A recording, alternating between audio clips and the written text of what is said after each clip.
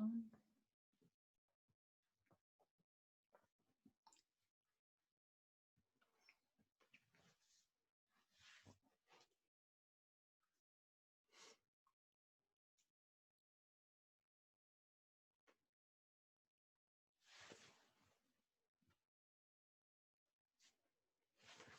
All right.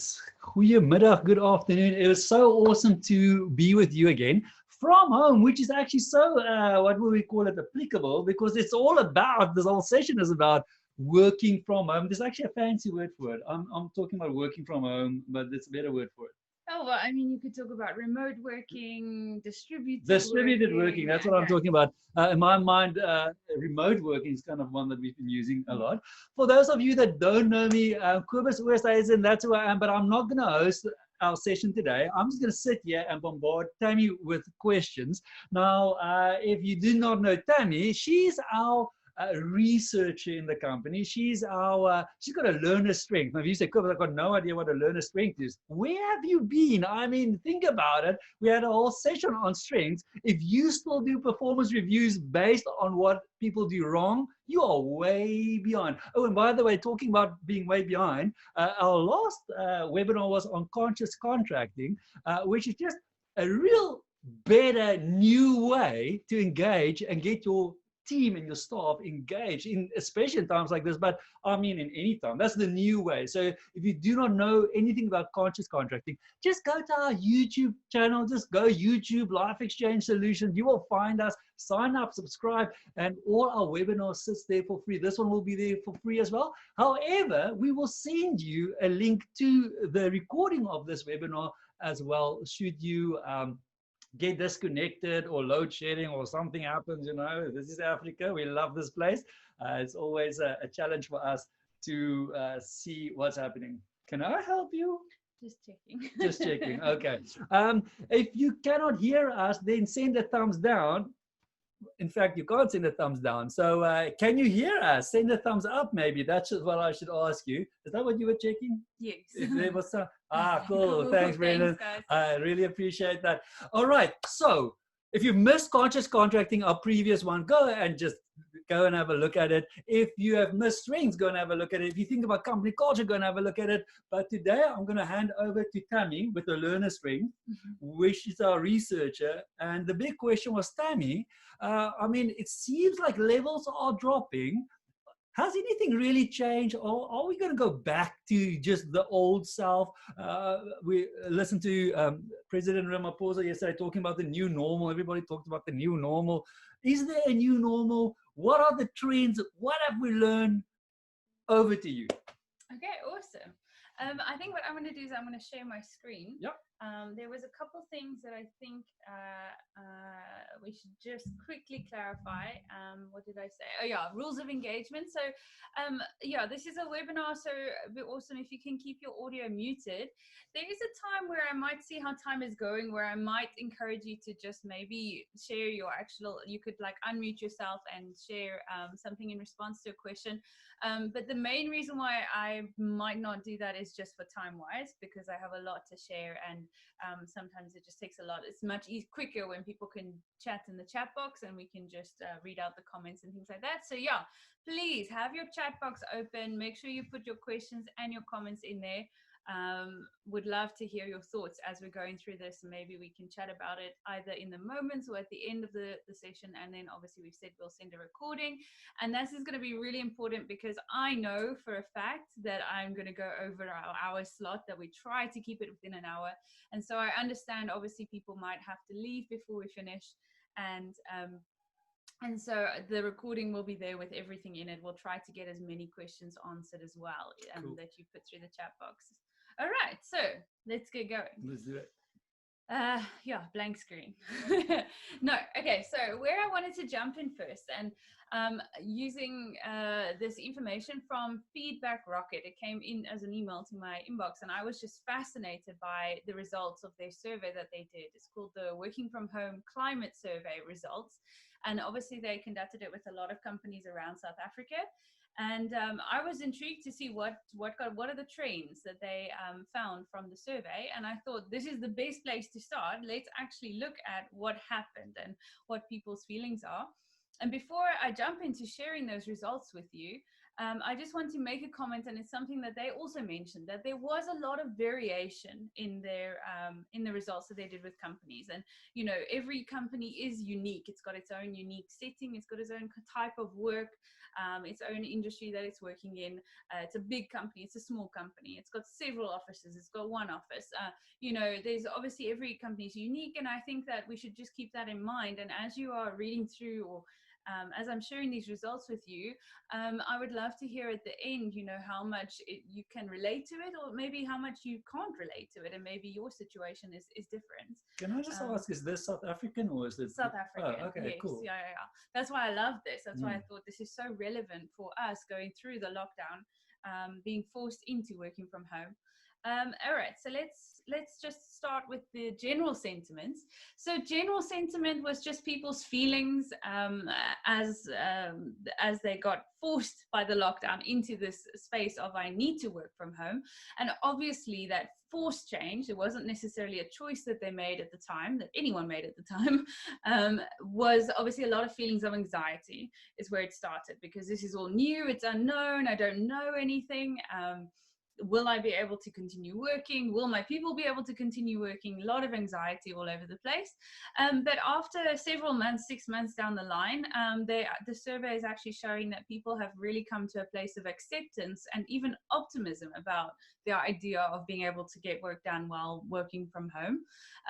And that is in the midst of having the kids around and having to homeschool and all the rest of it as well, which might be kind of surprising to hear that, you know, there is actually positives that people are taking from this time.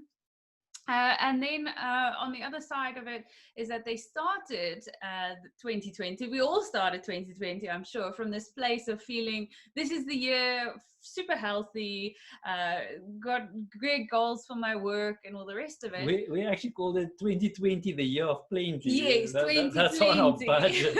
Whoever started that probably jinxed everything. We never said plenty of what. Yeah. And obviously now find themselves in a space where they are much more worried about those things, about their own health, about their family's health, about their job security, based on what's been going on. So so that was the general sentiments that people have experienced. Productivity. This might be the most surprising results for people who have little to no experience of going into remote working or distributed working. For the people who've been around and playing with it, or actually adopting it for years or decades now, this is not surprising at all. So the first thing that they notice is that people at the beginning of lockdown, obviously you're in that anxious space, it's all new. You have your routine is completely thrown out the window. And so obviously you go into a space of that adjustment period where they said people probably have or were showing that there were more bad habits, and maybe you're sleeping later because you don't have to get up to get to the office, those kind of things. But by the end of the lockdown and the adjustment is over, that people have actually got a much more positive well-being. You know, their lifestyle has really adapted. And I don't know about you guys, I've seen a lot of more people out running, walking, cycling, and I don't know if it's something to do with the fact of like we weren't allowed to, so now we are allowed to, and now I want to be doing it. Whatever it is, people are actually in the space of pretty good well-being in general. And then the second thing is that where people in the office often would have found themselves slacking off maybe social media or whatever those distractions that can come up, when we're working from home, it results in higher productivity. Actually, we can do more in less time because there's no need to do the slacking off, because if I finish my work, I can go away and make myself a coffee, do something around the house, go for a walk or a jog or to the gym or whatever. After just recently, I would say. So working from home has actually resulted in higher productivity. Sure. Management, these were the most interesting findings for me, although I can definitely relate to them. So the first thing that they noticed is that actually on an individual level, people actually seem to be doing better from the working from home space. From the management company level, things have not been as good in the transition, because obviously management often relies on the more natural communication channels that are open to them when everyone's working in the same space. There's just certain like screaming. Well, I was just talking. As you're walking past, you maybe overhear things. Maybe you see there's meetings happening, even if you're not part of the meeting, and you kind of have an idea of what the meeting is about. But when you're working from home, it's much more limited. You're much more isolated, and you have to find new ways to make sure that communication happens and those communication channels stay open. So that was one of the findings.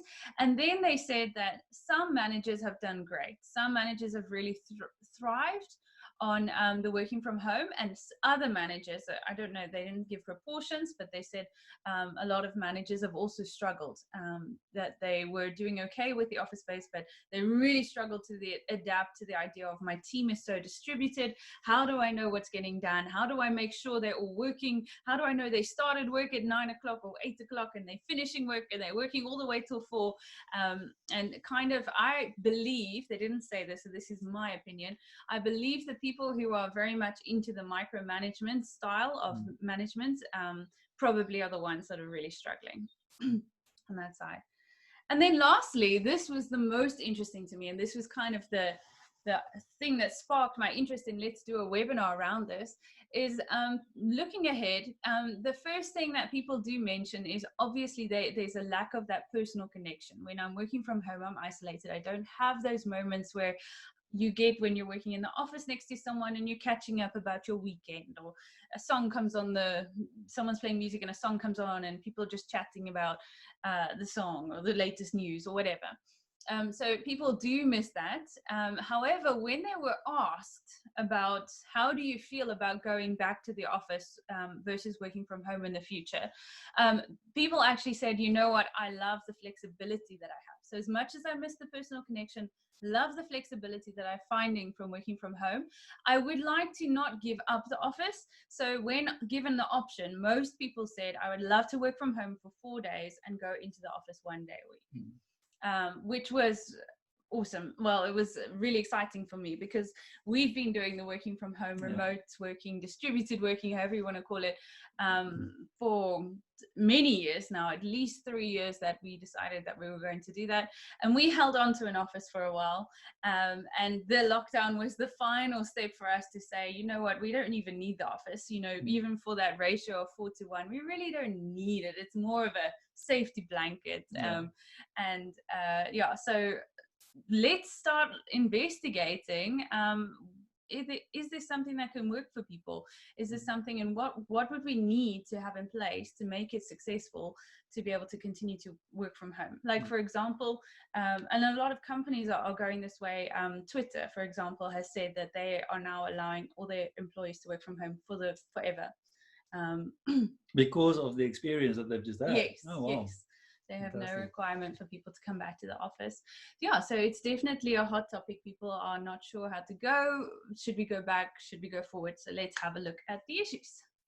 Before I move on from this, I would love to hear from you guys. Maybe let's use the chat box. How are we doing? Yeah, let's use the chat box to maybe just share if you have noticed anything in your teams or in your company about how people have managed through the lockdown. Has it been a positive experience working from home? Has it been negative? What has been your biggest struggles, or do you have any solutions that you personally have found to help the process? We could talk a little bit about Zoom versus Microsoft Teams versus Google Hangouts. We can start the debate, but we might not go there. Cool. So start chatting, open your chat box, send us something that we can talk about. In the meantime, it is the funniest thing, Tammy, that I mean, I personally can relate when we started 3 years ago with this, that I also had that progression from okay, so now there's a TV and there's cricket on, you know, or rugby, and you know, I need to work, and so now what, you know, kind of having those bad habits first, and now being in a space where, oh man, it's just a pure joy to have that flexibility of saying, so what if I watch half an hour of something while I'm drinking a nice coffee, and then tonight at 8 when the kids are in bed, I quickly go and do another bit of work, you know. So I feel that it was very easy actually to build good habits, you know, as soon as I got into it. Yeah, so we do have a from Esty a comment. On a personal level, it has turned into a very enjoyable and positive experience, but management level is a bit of a challenge, especially between teams. I think that is exactly what the survey is showing, that you guys understand, you are appointed to look over after this group of people, and now all of a sudden, where are they? How do we know they're doing what they're supposed to be doing? And I was actually appointed to look after them. Yeah. So definitely something that they picked up in the survey. The way that I used to manage, the way that I used to oversee and supervise, I need to do it in a completely different way. And how do I do that has been a challenge for some people to adopt. And I'm going to go down a route, but I have heard of companies that started installing software on people's laptops to track and see exactly when did you log on, where are you going on your laptop. And you can imagine that probably didn't go down very well with the staff of that company. I don't know which company it is, but I have heard of it. And anyway, hopefully it's none of your companies. That's all I would say. Okay. Well, thank you so much for sharing, Esty. I'm going to move on to the next section. Sorry. Yes. Okay. So let's just talk. So this is something that is very near and dear to our hearts. If you know and you've been around with us, we come from a neuroscience background to all the work that we do. So we want to work and help people with their company culture and get to the company culture that they want to, and create the vision and make the action plan about how can you get this company culture, the way people do things around here, to shift into becoming a positive culture, a high what is it called? High performance culture. But we come from a neuroscience angle. So we come from let's study how does your brain work? What goes on with that? Let's look actually let's go deep in terms of, if your behavior is driven by beliefs, what are the beliefs that are sitting inside your people and the mindsets? And then let's think about, we want to change the mindset. So how would we do that? And that's kind of how our journey worked. When we started around about 2015 is where we really started to play and experiment and try out different ways of working, because we came from this belief aspect of, we believe that the way things are done are not in line with how we believe things should be done. And so we kind of went on that journey of discovery and figuring some stuff out and trying to learn from people who've been doing this for decades. You will be shocked at how differently people are running companies since the 50s and 60s, in the 1950s and 60s, that is. And it's really starting to become something that people are starting to realize, that there's a different way to run companies and management. And anyway, not just different, there's a better way to do it. A better way. That's going to result in better results, I guess. Yes. So. Yeah. And I think the lockdown could be a catalyst towards that, but it's really kind of a company's choice to decide, is there a new normal, or is it just, we want to go back to our old normal as soon as possible, please? Anyway, if you are on the side of, we want to discover a bit of a new normal, we don't want to learn the things that or undo the learnings and the things that have made work better for us during this lockdown time, we want to take that back into the new normal and say, how can we have a better way of doing it? And so we're looking today almost backwards to how we did it, which is kind of cool. It doesn't make a difference, because we said from a belief level at the bottom, we want to redesign, and that will result in different behavior. And what I feel like the lockdown has done, the lockdown has said, hey, now you have to have different behavior, but now we need to go down to the belief level in order to change those beliefs so that the behavior stays. Because otherwise, lockdown level 1 already, lockdown level 0, if I don't actually change the belief level, I will just go back to the old way of behaving again. So we need to talk about the paradigm shifts that kind of need to happen in your team, in your management, in yourself, maybe even if you're just looking at yourself and how to do this working from home thing. And the first one, this one is going to be the most shocking thing, I think, but the first one is this understanding, and you might be amazed to know that the way that we do management, the original design of the management hierarchy, the management system, is based on a belief that people are lazy and stupid. And that is a direct quote from the person who wrote the scientific research paper in the 1903 or 1905 of what he said. This is what people are, and therefore we need to have a manager over people.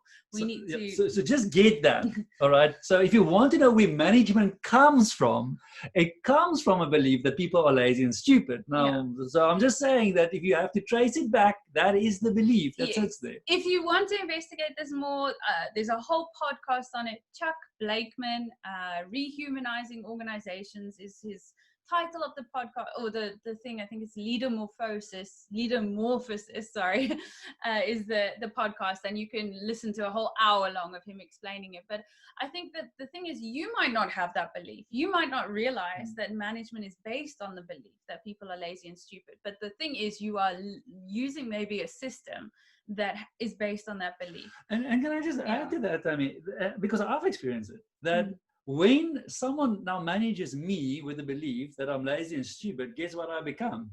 Lazy and stupid, because I don't have to think, he will think. I don't have to sort out the problem. They're getting paid the big money to sort it out. So now I just become the expectation myself. Yeah, 100%. Now we can spend hours on that, but I want to move on. But basically the paradigm shift that people hopefully are going to be forced into, or hopefully will adopt, if we look at the survey results, is that actually I have less chance to manage and supervise my people, but they are being as productive or more productive. So they can't be lazy and stupid. Maybe they are actually creative people who are designed to master things and want to master and want to get better at things and want to become problem solvers and want to have more autonomy and be able to make more decisions. So maybe that's a paradigm shift that hopefully kind of has this awareness moment for people. And it's really one of the things that you need to adopt to have successful working from home, because if you believe your people are lazy and stupid, you're not going to be able to engage from that level of trust that's required when it comes to letting people work from home. Second paradigm shift is that your focus needs to be on rewarding outcomes and not rewarding efforts. So what I mean for that reason is that we can't continue to think of the working day is from 8 till 4 or 8 till 5 or 9 till 5, whatever. That would be actually rewarding effort. You sat and worked at the office for 8 hours, so now I'm going to pay you your salary. It really changes when we're working from home to say, if I can stop thinking about when you start working and when you stop working, and I just start thinking about, did you deliver everything that was needed on time? Did you work on everything to the best of your ability in the time? And whether you worked at midnight or 4 in the morning because you have to work around your children's schedules, or whether you did the 8 till 4 thing at home, doesn't matter. And even where you did the work, I don't even care. You could be sitting on a tropical island, as long as there's Wi-Fi and you can connect to a meeting when needed, and you can produce the outcomes that I'm relying on you for, then that's great. Why should we worry about how much time or how little time it is? Such a no-brainer. I'm actually getting angry with the idea that we needed a COVID to kind of, get this thinking. I mean, if you think about it, if everybody that's been doing our self-management course, you will know that we brought in some research there that shows that the average person focused work 2 hours and I think 35 minutes a day. That's how much focused work you can get out of a person. So what are they doing for the other 5 hours? They're using your oxygen and electricity and drinking your coffee and just sitting around and not doing anything productive. That's what the research says. So why would we want to keep people stuck for 8 hours and they're not working anyway? Is it not just a no-brainer to say, hey guys, we don't care about your hours. We care about the outcomes. What are you delivering? And that's what you're getting paid for, by the way. Anyway, we can have an hour on each of these paradigms. I should actually just not even sit in this video. The next paradigm shift is also to understand that Yes, money motivates. Definitely money motivates. But for many people, the money motivates up to a point, and then there are other things that can also become just as important or more important. And I think when I go into the next section and I just talk about some of the options, I think the paradigm shift is to embrace the idea that some people might choose to work less hours so that they have the flexibility and the freedom to be able to have a lifestyle, or their work fits into the lifestyle that they want to have. So that's another, a paradigm shift to adopt. And then the last one, and this is one that really we've experienced the most as the most challenging paradigm shift for us, is that from socializing at work to socializing outside of work, is that the remote working and distributed working, it really takes away that personal connection that you get from working next to people at the office space. And maybe that's a good thing in some places. So maybe the office politics is really not your thing and you just go to work with your earphones in anyway. So for you, you're enjoying that lack of connection out there. But for other people, it could be really the hardest part. And that's what the survey picked out, is that people do miss that side of thing. But the paradigm shift is to realize that I don't need to have the socializing with work colleagues necessarily. I can just put my effort and my intentions, and I can build a really rich social life outside of work. And these are the people that I work with and I'm in meetings with and I email back and forth and send reports to and all the rest of it. But this is where friendship and family and all of that sits, and it can be completely separate from my workspace. Cool. So, yeah. Tammy, we've got 25 minutes to go.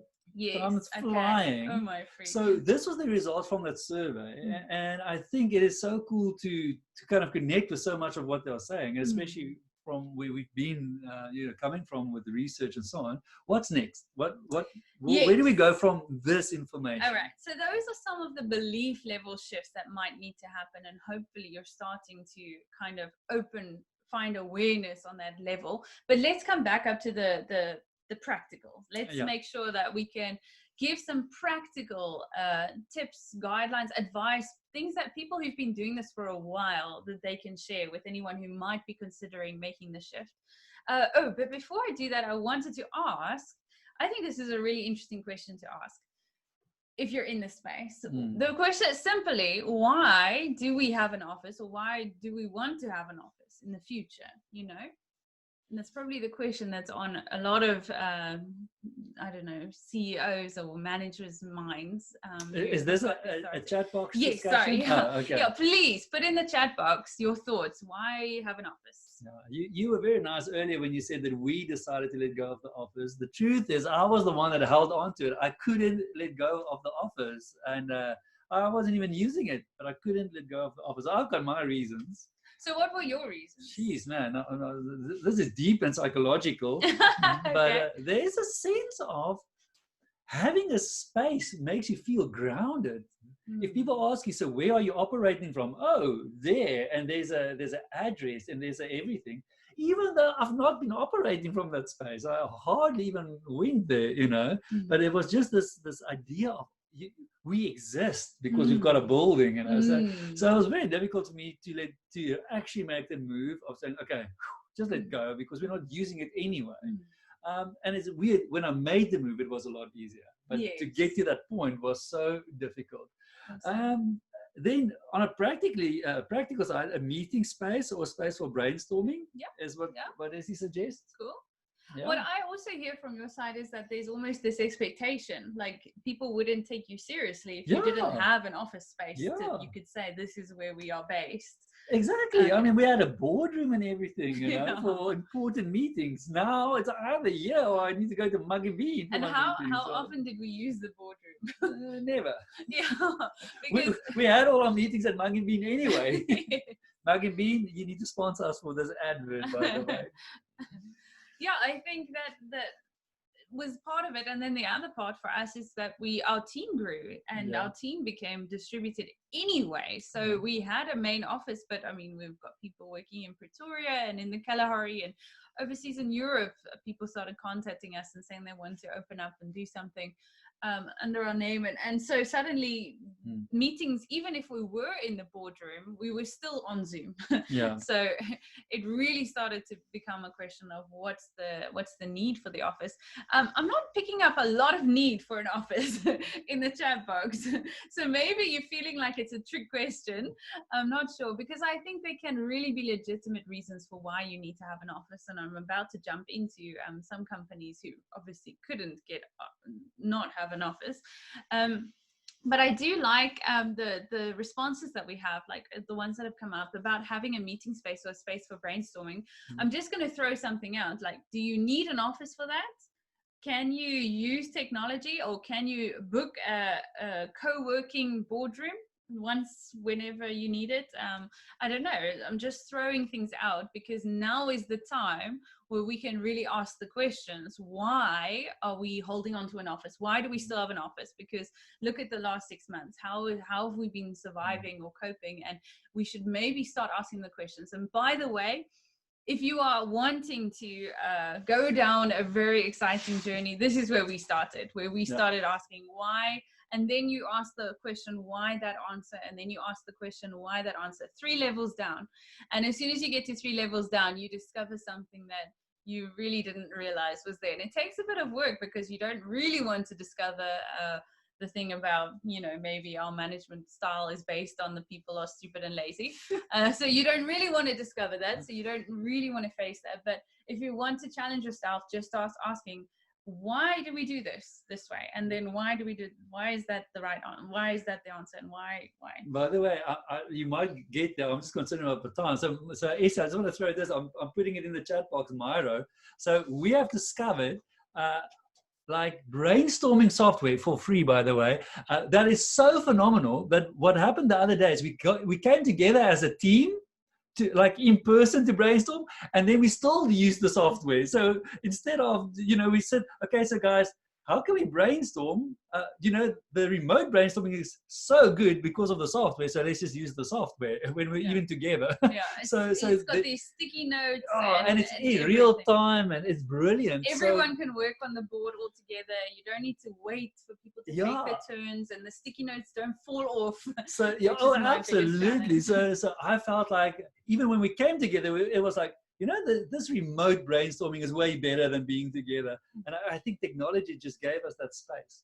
Myro, go and Google that. Yes, cool. Definitely. I was going to talk about that. So now you save time. That's okay, good. Cool. All right. So what I do want to share with you, and I think this will be the most helpful for people wanting to explore a journey of becoming more remote, becoming flexible options for work. So this is Distributed Work's 5 Levels of Autonomy, and it's created by Matt. What's his name? Matt. It's really hard to say. Mullenweg. I don't know. He's American. I think he's American. But basically, he's the guy who started WordPress. So his company is actually called AUTOMATTIC, but their big thing is WordPress, which is one of the 6 biggest tech companies in the world. Never ever had an office. So he started it from home. It grew and grew and grew, and he made the decision that he didn't want to have an office. He wanted to have distributed work. So he has been doing this for decades, and he created this helpful graphic that I think can really help people in a journey towards understanding. By the way, there are like thousands of people, right? Yes, 1,200 people. Jeez. Over 1,200 people, 76 countries, speaking 94 different languages. It's beautiful. Anyway, so level 0 on this graph is for those companies, and it's the companies that you need to be on site to do the work. So we're looking at like construction work, we're looking at factories, we're looking at firefighters. There is no way that you could not do your work from home. There's no way you could do your work from home at the moment. Who knows? Robotics and artificial intelligence and all the rest of it, maybe one day. But really, a level 0 company is kind of stuck at level 0. I don't know if they could really move up to any higher levels on the charts. And it's good to recognize that when people get excited about working from home, it's not for everyone. The thing is that if we move up to level 1 companies thought that they were level 0 companies. And then lockdown happened. And then they discovered, oh, hang on, we can do work from home. So a level 1 company, he would say, is there's no deliberate effort to make things remote friendly. So we really like work happens at the office on company equipment during working hours, and that's it. There was, in cases of emergency, if you were sick from home, but there was something, an urgent deadline that had to be met, or you were traveling around and there was something urgent that needed to be attended to, you could log into your emails and sort something out if you needed to. But there was not really any desire or effort made from anyone's part to really make that achievable on a sustainable basis. So these guys do work from home. So do I hear you correctly? However, they use all the office equipment and stuff. No. So level 1 is that they're actually working from the office. However, lockdown forced them to work from home. Okay. So, the level 0 companies would have either been closed or people going to work during lockdown. But level 1 forced, those companies actually were forced into the space of working from home. But they found themselves struggling because they had 0 equipment set up, they had 0 software set up for it. So they were very unprepared for the crisis. Then we have level 2. So some companies would have started level 1 in the beginning of lockdown, but obviously adapted naturally to get to level 2, where they realized that we need to adapt and we need to be able to continue doing the work. So in level 2, everything is still asynchronous, but you're working from home and your day is very full of interruptions. So basically level 2 is we're trying to still continue our working routines that we would have had at the office, but we're making them possible to happen at home. So now we're using the Zoom or the Microsoft Teams or Google Hangouts, and we're trying to make sure that all the meetings that would have happen now from home, and you're supposed to start at 8 or 9 and finish at 4 or 5, and it's just because the communication is such a struggle for management. There's all these interruptions, you have to be on. Are they trying to duplicate the office? They're trying to duplicate the office at home. It's like that favorite thing of like, why is there a New Zealand and a New Orleans and it's that thing of when people don't have a picture, they're kind of just duplicating what they know. Yes, absolutely, cool. Absolutely. So everything it's still the 8 to 4 workday basically, type of thing. And the biggest thing is management here is in that space of anxiety of, I don't know if my people are working. How can I know? Are they working? Are they not working? That space of, I need to kind of decide, do I trust or not trust? But I haven't decided, and I'm in that anxious space. And it's where they feel the temptation to maybe install the software on the laptops because they're not really seeing much come out, type of thing. All right. But now we're going to jump to level 3. So level 3 is where things start to get exciting. And I think this would be the big next step for people coming out of the lockdown if you think that you're still at level 2. Level 3 is where they say they're approaching this of being remote first or distributed. So they're saying, look, our work happens from home, actually. The office is there if we need it, but it actually happens from home. So that's the switch that they're starting to make. And suddenly you start to see that companies start to invest in better equipment. So they're buying better stuff for audio and video and internet, so that we can have very good meetings. And that's not a barrier. They start to realize that actually, because we do remote working, communication is a skill that becomes so vital in our team. We need good communicators. We need people who can send clear and good emails and accurate emails. We need people who can hear what's being said on a Zoom meeting and understand it and put it into practice, because we don't have the time that we would have had where we can chat in person to clarify things all the time. So level 3 companies actually start adding that kind of skill, the communication skill, as part of their recruitment. They realize that we want people who are already good in the skill. And then also level 3 companies start to invest in more online collaboration software and tools and things like that. So the Miro Miro, I don't know how you say it. That software is awesome. Google Docs, the fact where people can all be working on the same document at the same time, or other, project management software or things like that. We love Trello. Trello is our favorite software to use just for organizing things and managing things and making sure, doing the handovers of a task is done and moving it to the next person. This is Trello is the best. Yes, yes. I agree. Another free software, by the way. So yeah, so that's level 3. That's where things are starting to get exciting. Also, the last thing, level 3, because we're remote first, instead of having to spend money necessarily on a big office, maybe we have these small spaces or things like that. What level 3 companies start to do is they actually rather save that money and spend it on an annual gathering where they get everyone together for a week or 2 weeks in the year and, try to build more personal connections through those in-person meetings as well. All right, but level 4. Are you ready for level 4? So level 4 is when things really go asynchronous. And asynchronous means that they're happening, they don't have, everyone is not necessarily on the same schedule, I guess, things are happening all over the place. So basically work is really, the focus is on, are you delivering what you said you're going to work towards or what I asked you to work towards in the time frame that's needed? And I don't care where, how, when you did it, as long as it's done.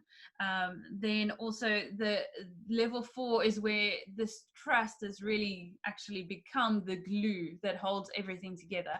I don't need to know where, when, and how you did your work because I trust that you actually are doing it and I'm actually seeing it as well. So it's not a blind trust. The trust is actually being built by people actually showing me the higher productivity levels. And there's also, because you have adopted these new paradigms in the way that you're working from home, there's also just a shift in the way decisions are made, and you become actually more and more towards a distributed decision-making way of doing things, where people can become even more autonomous in their day, obviously because they can design their day, and now they can actually bring more of themselves, more of their creative selves to work as well. I guess management role really changes in that. When you've got software and you've got these meetings where everyone can contribute at the same time and you can be writing and adding your sticky notes and all the rest of it, suddenly the loudest voice in the room is not as dominating, because I've got a voice. Even if I'm one of the quiet ones, I can still add my stuff to the document in a sense. So it just changes the dynamic. You also, when you're on level 4 and everything's asynchronous, you can go international when you come to global talent. You can have people all over the world working, because even if they're working in Asia and we're working in Africa and America on different time zones, it doesn't actually matter so much. And when things are really at level 4, you have fewer meetings. So you've moved through level 3, you realize the need for meetings is not as necessary because we've got better ways of communicating and collaborating and working together. So we don't need as many meetings for all the micromanaging, because I realize people are doing their work. And so any meetings that you have are also super short, super focused, and they generally require you to actually do all the pre-work. You need to do the thinking and the brainstorming and coming up with your ideas before the meeting. In the meeting, we just share and comment and make decisions. And then there's always post work about everyone goes away and does those next actions. So meetings become super productive and not draining on your time or becoming an interruption. Yeah. I mean, if I just quickly think, I would say as a company, we've been operating on level 4 for quite a while. And our meetings went down from over 2 hours a meeting to sometimes 15 minutes, 20 minutes. And in fact, I think also a lot less meetings, because now you don't need all these meetings. I still want a t-shirt. So if you want to send me something for Christmas, this is what I want. A t-shirt saying another meeting that could have been an email, all right? Because, I mean... It says, I survived another meeting. I survived another meeting that could have been an email. That's the t-shirt that I want, because people, it's as if it's their go-to. We need meetings, and you don't need so many meetings. And on a level 4, where I'm still sleeping while my counterpart in the States are working, and now all of a sudden we can't have those meetings. So now we find clever Smarter ways. Smarter ways to connect with each other and get the work done. So absolutely, that's been our experience as well. Yeah, much more clarity about roles and the accountabilities and expectations. What is nirvana, by the way? All right, so nirvana, he defined this. He says this is sort of, he always feels like there should be some kind of unattainable goal that you're reaching towards. And so for him, he defines level 5 as a company that consistently performs better than any in-person organization could. He says that people have the freedom and the time and the flexibility to really look after their lifestyle, their mental health, their well-being around work, and work becomes a place where I can be so creative and have a lot of fun actually in the process as well. So Tammy, this is not just about working remotely. Obviously, the way you engage with work needs to change completely, because on a level 4, it is definitely outcomes focused. Yes. Because we don't care how much time you spend. We don't care where you work, how you work. If you're laying in a pool on a lilo with your laptop, not recommended, but if that's what you want to do, and you still produce the outcomes, then we are happy, all right, which makes sense. Like, I can't believe that we don't work in any, that there's a different way, that we do this. But my question is, obviously now strategically, when you think about your plans and your goals and stuff, that needs to be changed a little bit, because you can't, a level 1 company is very easy. You come to work 8 to 5, you have so many leave days, so many these days, so many sick leave, you're being paid, you've got a job description, you've got all of these things. And normally the boss needs to figure out, must stand with his whip and get people to produce. This is completely different. So I assume the way you would approach work will be completely different. How you will approach strategic thinking, for example. Yeah, so really those paradigm shifts that I mentioned, that is really the key that I think is there. But I am going to share now, you don't have, if you're not sure, if you're looking for new ways of doing things, I'm going to go into some practical stuff as well that can give you ideas about how you might want to change things up a little bit. But ultimately, the paradigm shift needs to happen. And once the paradigm shift happens, you will start to find out how many people are doing things in a better way. Okay, but that was my question actually, because you look at this, you go like, oh, we may be level 1, but now we just go and we work remotely and people work from home. But it's on a much deeper level. It's connected to beliefs if you want it to be successful. Yes. Okay, cool. I got that. Cool. Yeah, if you're still going to go into this with a stupid and lazy belief about people, that's what they are, then it will bomb. You're never going to get past level 1. Okay, cool. Or possibly level 2.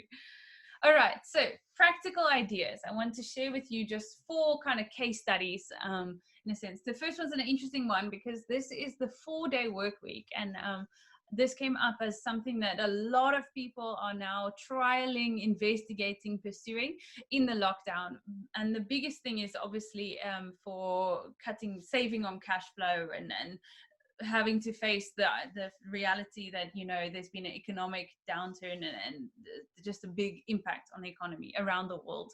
And so people are looking for solutions and not necessarily wanting to go the route of retrenchments and things like that. But the 4-day work week has been around for a long time, at least a couple of decades. It was this guy, Andrew Barnes, who kind of wrote and made it popular.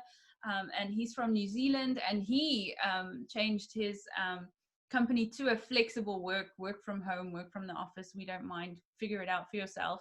And then with that change, realize that, we're going to give you 4 days a week to work. So we give you an extra day weekend, you get 3-day weekend, and notice that there was no change in productivity or profits in the company. And then obviously got very excited about this and wrote a book and has been definitely promoting it all over the world.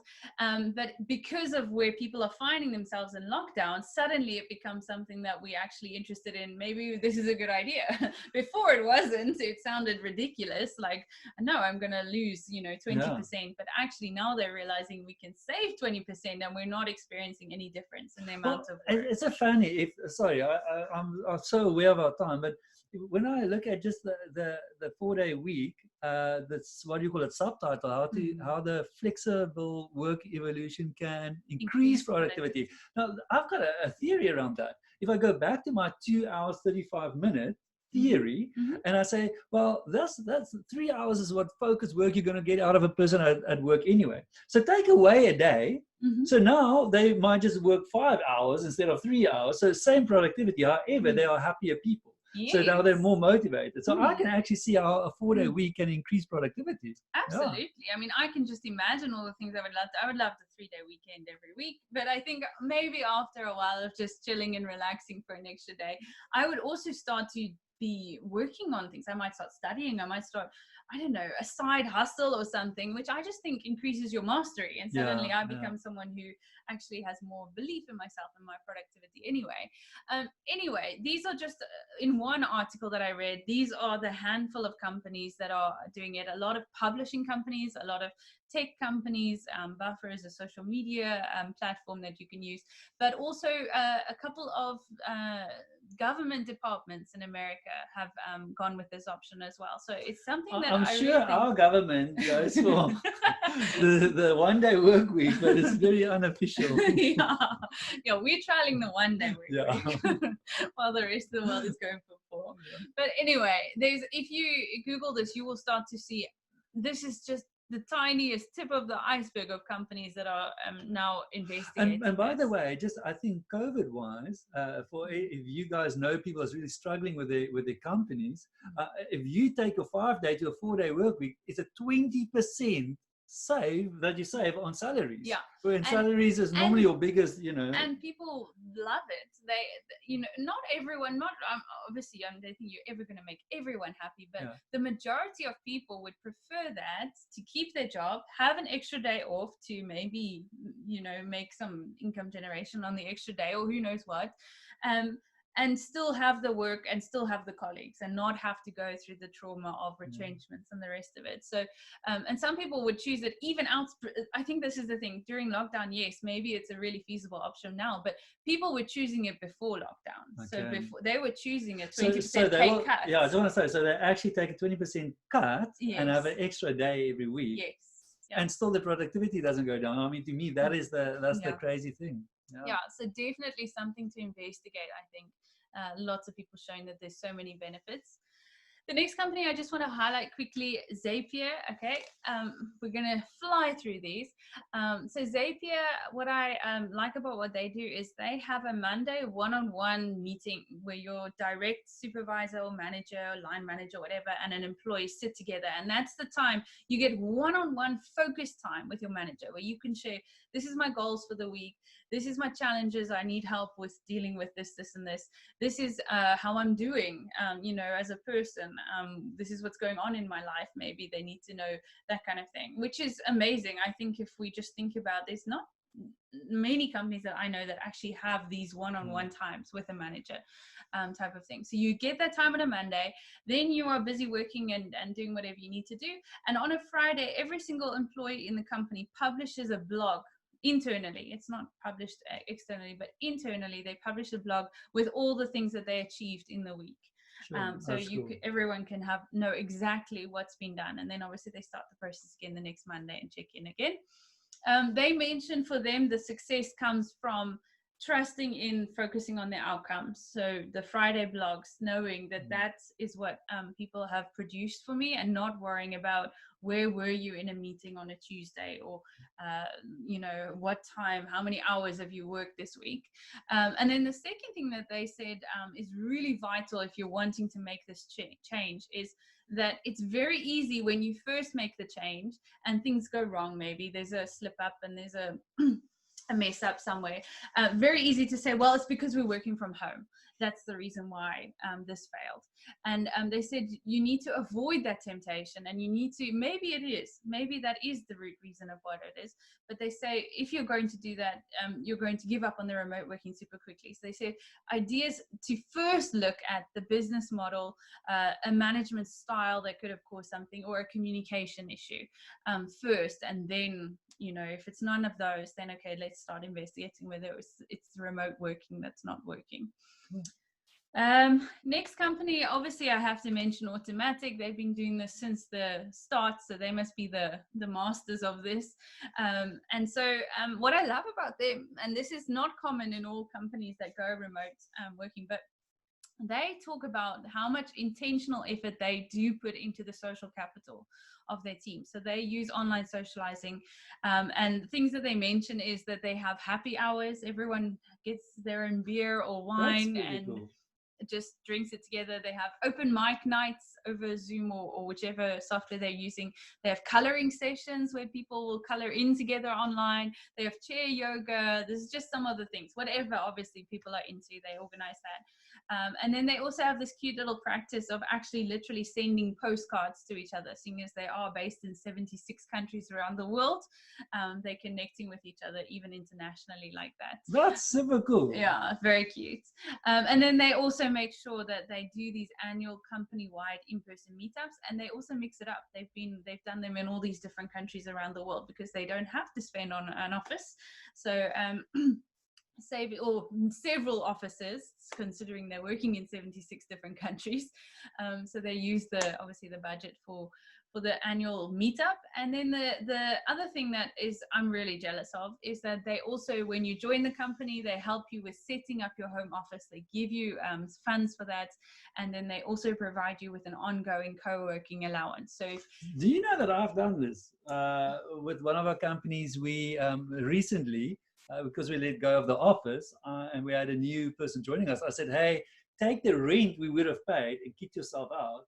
And the guy didn't even use everything I offered, but he got a nice desk and a chair and a printer and stuff. Yeah. And I said, well, we would have spent it on our office anyway, so just build your own comfortable office, you know. Yeah. And now I can just see how I can use that rent money to help everybody in the company to do this. Yeah, and I think this is the thing, the co-working allowance, they get an allowance every month to update or maintain whatever they're doing. And I think the beautiful thing for me, I don't know, coming from our company, is that I guess they own the equipment and the software. We don't have to worry about maintaining laptops and computers and desks and chairs and all the rest of it. They own it. They look after it how they want to look after it. I even told those guys, I said, look, this is my contribution. So you are more than, you know, if you want to add to that or whatever. And I also said that it stays yours. So even if you resign, we don't care about it. It would have been rent money anyway. So, you know, just keep the stuff. I don't want to come and move it again. So you've got less things to worry about on an operations level. And then also people use the co-working allowance if they're the kind of people that would prefer to work in an office space, to use these co-working spaces. You know, we've got a lot of them popping up around Cape Town. Where you just hire a desk or you hot desk for a day, or you pay a monthly thing and you have a desk and you know there's people going to be working around. If you're looking for that kind of environment, you have it. Or you want to go work in a coffee shop, you know, and then you've got a little bit of money to help you to do that. Because I do relate to the feeling of sometimes working from home day in, day out, and needing a bit of separation from home life and work life definitely becomes relevant. So that's a really cool idea. I'm jealous of it. All right, and then I can't finish this webinar without talking about our experience for the last 5 years or so. So once again, we really took the approach of, we don't care. We tell people as soon as they join us, we don't care where you work, when you work, how you work. There's no working hours. We are buying services delivered from you. And that is really built into our structure at the moment, and the roles, the way we divide up roles, and you send an invoice every month for the work that you've done. And it works well for us. And the flexibility that it gives people. But the reason I think why it works well for us is because of this conscious contracts that we've done. So I'm going to plug it again and tell you guys that it's something you really want to check out if you're considering going this route. Conscious contracting just is a way to talk about what are the goals and values that we want to incorporate into our work together, and how are we also going to allow for change and have those discussions when things seem to be not working out in a working relationship. So great process that you can actually learn more about in the webinar, or we've got a workshop coming up as well in Cape Town. So make sure you let me know if you're interested in joining us for that. We're also going to have a live streaming option, so you don't have to come to Cape Town, although now I think you can. It's the best time. 1st of October. Come to Cape Town and come and join us in a live session. Yeah. By the way, I mean, that's so vital, because once again, you can't copy and paste. I think No. more than 90% of every company over the last couple of months were in a breach of contract with the employees. The poor HR people are all in institutions currently trying to recover, Yes. because people copied and pasted working contracts that didn't work out in this situation, where conscious contracting is so flexible and mendable. And oh man, you can't go to a level 2 with a level 4 with a level 2 contract. So you would need to rethink that anyway. Yes, definitely. And then the other thing that you talk about, and it's something I'm just going to briefly mention because we could go on for hours about different management systems. We have gone with a holacracy management system. And the biggest benefit for us with this system is that the shorter meetings, you know, the much more focused. I know exactly what I'm here in this meeting for. I know what I can contribute and what people are counting on me for. And it makes things so much faster and not a waste of time. And then the last thing that I think that we really experienced is, for a while, we kind of left the social capital. We kind of were like, you know what, let's see what happens without having this personal connection, and if things develop naturally out of it. But I think what we've going now on the journey of realizing that we want to become more intentional to kind of keep the personal connection. We do feel we lost a lot of it since 5 years ago. So we are exploring different ways, and happy hours and then whatever that's coming, ideas that come up for our team. So tell me, that's an hour. Yes. But you need to show this to people quickly. I need to show this, and I need to talk to this. Yeah. So just give us another few minutes. People ask us, and this is what we do. This is the journey that we go on with companies. As often when they go through change, they say, "Can you guys just come and help us? How do we take people through change?" And we found this little graph that has just been phenomenal, and it's just helped me with mega companies to take them through change. So quickly take us through this. I'm not going to spend a lot of time on this. All I just want to highlight is the fact that you need 5 things to make sure that you do experience successful change and sustainable change as well. So if we're thinking about moving to working from home, we need a vision. So we need to be clear of what it can look like, which most people have kind of covered it because of they've been doing it already. But maybe this webinar has given you a bit more of a vision of what it could be like and what you might want to grow in as well. Second thing is you need to have skills. People need new skills. They obviously need to learn how to use new technology, new software, but also they need new skills when it comes to just how do I manage my time? I've never had to worry about it. Work gave me the routine. They told me I have to be here. I knew I had to wake up at this time to get in the car, to sit in the traffic, to get to the office, and then make the coffee, turn the laptop on, whatever. So, but now I need new skills to kind of manage time and negotiate communication and all the rest of it. We need to think about incentives. I think there are a lot of built-in incentives to working from home, the flexibility of choosing when and where and how I want to work. We need resources. We need to think about setting up really good quality office setups for people at home, and this internet that we provide for them, so that video and audio is very reasonable and is not a stumbling block, because you will get frustration if people can't actually talk to each other in meetings. And then we might want to think about a bit of an action plan. That's an interesting one these days because lockdown happened without an action plan. So but yeah, maybe, you know, we could think about an action plan. So I just want to mention that you want to cover all of those 5 things, but where I really want to come to is skills, because that's where we felt like going into lockdown, that people experience the biggest lack if we think about the fact of the bad habits. And even though, yes, people have adopted their lifestyle, I think that there are things that they still haven't really grasped, and especially, you know, the management side of things. But we were focusing originally on the individuals, and we were really excited to move into the next course that we want to create, which is for management, coping with and by the way I've used this little graph, if you look on the right hand side, if you pick up anxiety with your people, it's a skills issue. If you pick up resistance with your people, it's because they lack incentive. If there's a lot of confusion, it's because they don't know what this new idea looks like. So this is very powerful. I often sit with exco teams, I'll just say, how do you guys feel now? And when they say like, oh, so frustrated, I go like, resource, that's the issue here, you know. And then they think I'm super clever, but meanwhile I had this the cheat sheet. The cheat sheet, So quickly, I want to tell you guys again about our self-management online training course. the things that we realize that is a little bit of, it covers a little bit of the paradigm shift and also the practical skills in one. So it helps people to start thinking differently about work. And then also it gives them actual tools and skills to be able to do it. And so we focused on 3 areas: purpose, mastery, autonomy.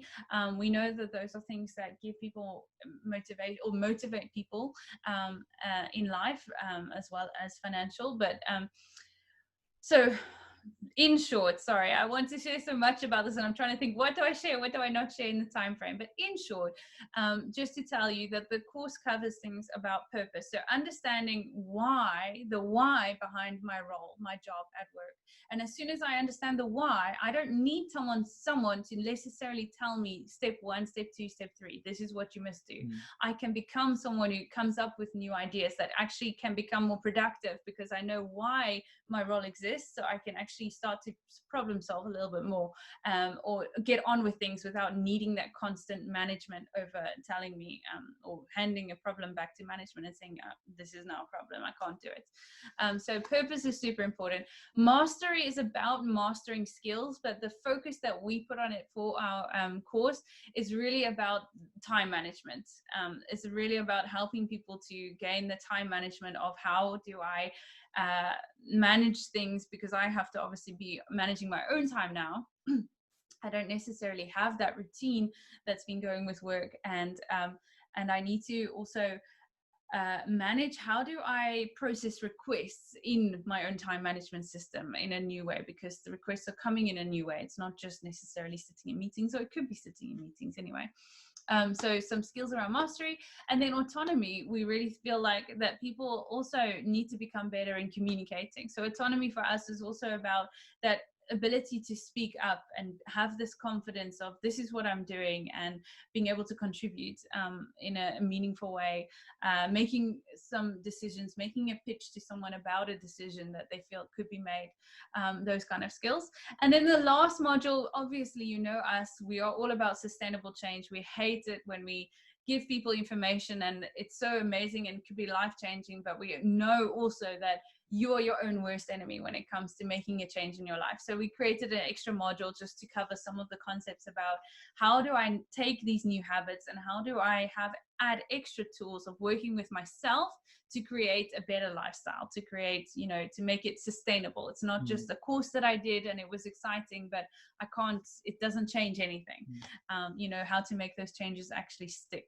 Yeah, but I think can you quickly, is it possible to quickly show them? Yeah. I want to encourage you guys. We made a section of this course for free, so for you just to go and try it. We're not going to charge you anything, so we will maybe send you the link as well when we send the video. Definitely. This is what if you click on that link, this is where you go. Do not press enroll unless you want to enroll. You can enroll, definitely push enroll, but if you want to try before you buy, just scroll a bit up and you scroll a bit down and then you will get to the actual course outline. You can see, and we've given you some like first lesson for free, so you can have a look at some of those videos and just go and play with it and see what it feels like. And even if that's all you take it and make it part of your journey, and it will already just change your experience of working in a different way. Tell me anything else that we need to add? Yes. Oh yes, there is. Yes.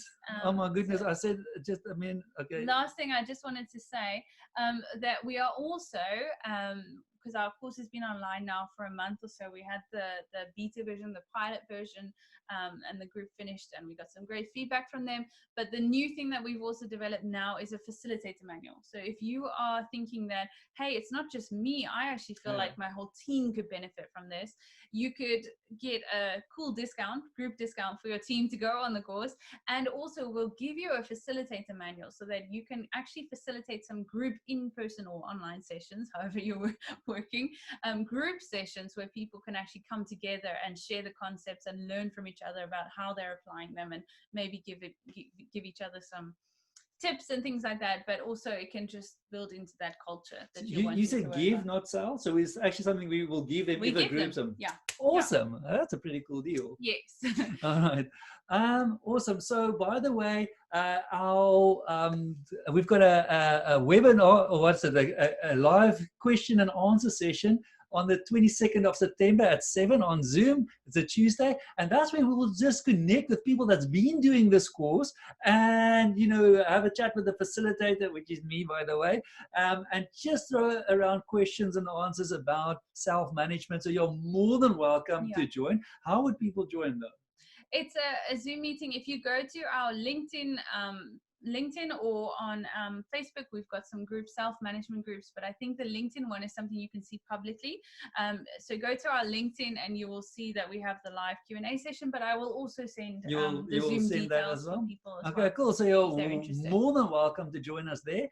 And then on the 1st of October, do not forget that we have our conscious contracting workshop. The first half of the day will be on neuromanagement, some neuroscience that will set everything up for the conscious contracting to follow after lunchtime. So there is still space available. Join us in person if you can. We are so want to just be in person again, but there's also a live streaming component to it. Yeah, so I just want to specify the self-management live question and answer session is for people who've done the course, but people who might be interested as well to learn more. So you don't have to have done the course to join us. You can just come and hear what the discussions are. And then, that's it. That's everything for today. So, Tammy, thanks for your research. Thanks for your time. Thanks for sharing. By the way, we love a coffee. That's why we end off with this picture. And if it's at all possible for us just to get together and chat, we are always in, just to have a coffee. I know that's not the norm. That's not how you do business. You need to, sell consulting hours. But we just want to see a better workspace in South Africa. We want to see a better economy. We are so passionate about it that if you just want to care a little, then we are all in. That's all from us. I hope you have a wonderful weekend ahead, and we will send you the recording and all the other stuff that we've been speaking about very soon. Bye-bye.